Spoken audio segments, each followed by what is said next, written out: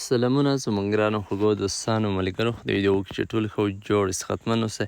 ګران دوستانو ملګرو زموږ نننۍ ویډیو په پریمس اپلیکیشن ده.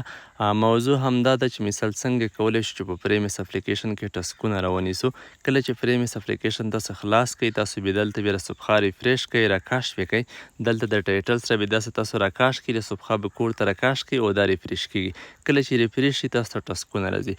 ټسکونه اکثره په دوه ډوله راځي. یو مثال فاست دی عکسونه والا وي چې د خاص ځای په باره کې ستاسو نه غوښتنه کوي مطابق به تاسو عکسونه اخلئ او ټاسک پې کمپلیټ کېږي. د 11 افغانۍ نه تر 100 افغانۍ پورې په دې پیسې هم ډېرې. بله ورځني ډیلي ټاسکونه وي تاسو وینئ د قانون حاکمیت چې په دې نه 3 افغانۍ 2.5 افغانۍ تاسو ته راځي.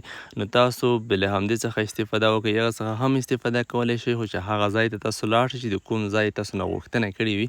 نو زموږ فعلا دلته اوس په داسې ځای کې اوسېږو چې هغه ځای ته لاسرسی نه لرم او زه دا عادي ډیلي کوم ټاسک دی همدا کمپلیټ کوم. ښه په همدې طریقه به تاسو همدا سټیپونه مخته وړئ. مثال دا به کمپلیټ کوئ سم ځواب به انتخابوئ بیا به تاسو ته ولیکي چې ډېر ښه مثال دنده چې دا بشپړه شوه.